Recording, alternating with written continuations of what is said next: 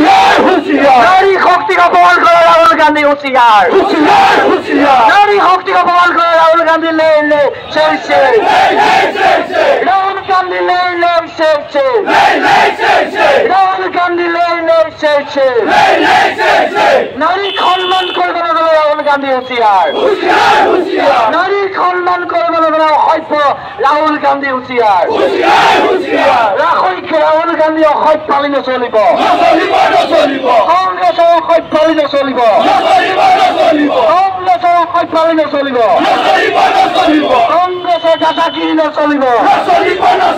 কে বলছে মাননীয় প্রধানমন্ত্রী নরেন্দ্র মোদীর মাতৃ অপমান করেছে এনেকুৱা নহয় যে প্ৰত্যেককে মাতৃৰ অন্তৰত দুখ প্ৰকাশ কৰিছে কাৰণ আমি সনাতনী হিন্দু সংস্কৃতিক বিশেষভাৱে ভাৰতীয় জনতা পাৰ্টিয়ে ভাৰত মাতা আপোনালোকে চাওক আমাৰ দেশখনকো আমি মাতৃ বুলি কওঁ আমি প্ৰত্যেকে মাতৃক আমি সন্মান কৰোঁ আৰু আজি মাননীয় প্ৰধানমন্ত্ৰী নৰেন্দ্ৰ মোদী ডাঙৰীয়াই কৈছে যে যি মাতৃৰ শৰীৰ আজি বৰ্তমান পৃথিৱীত নাই তেওঁলোকক যে সেই অপমান কৰিবলৈ তেওঁলোকে যে লজ্জাবোধ কৰা নাই তাতকৈ আৰু দুৰ্ভাগ্যজনক কথা একো হ'ব নোৱাৰে।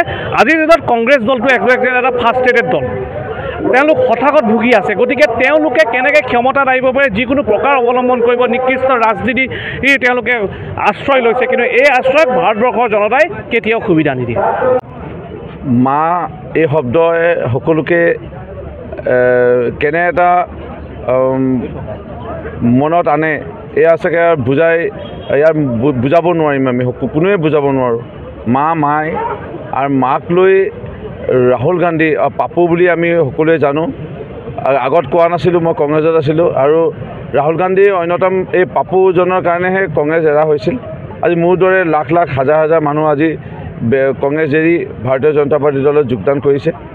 আৰু প্ৰকৃতাৰ্থত মাকক লৈ যোনে অপমান কৰিছে, নাৰী জাতিক লৈ পেলাই যোনে অপমান কৰিছে, ই যদি আমি ৰাৱণৰ যদি চাওঁ, ৰাৱণো ধ্বংস হৈছিল বা নাৰী জাতিক অপমান কৰি। ইয়াৰ যদি আমি আকৌ চাওঁ, যিকোনো চিনেমাৰ আমি হিৰোৰ বা গুণ্ডাৰ যদি কাৰোবাৰবোৰ চাওঁ, তাতো একেই দেখা পাম। যেতিয়া ভিলেনজনে এই নাৰীক কু মন্তব্য আগবঢ়াব বা হাত দিব বা নাৰী জাতিক অপমান কৰিব, সেই ভিলেনৰ সদায় মৃত্যু হৈছে। এয়াই এটা কংগ্ৰেছৰ আজি যে মই কৈছিলোঁ, আগৰ পৰাই কৈ আহিছিলোঁ, ডুবন্ত এখন নাও কংগ্ৰেছ নিশেষ হৈ যাব লৈছে। এয়া কংগ্ৰেছৰ এটা এই আচল যিটো চৰিত্ৰ এই নেতাসকলৰ মুখেদি ওলাইছে আৰু কংগ্ৰেছ আজি ধ্বংস হৈ যাব লৈছে। আজি কংগ্ৰেছৰ বা এই নেতাসকলৰ লৈ পেলাই আমাৰ আজি এই প্ৰতিবাদ। আৰু ৰাহুল গান্ধী যিজন পাপু বুলি খ্যাত, মানুহে এনেই নকয়, সঁচাকৈ পাপু তেওঁ।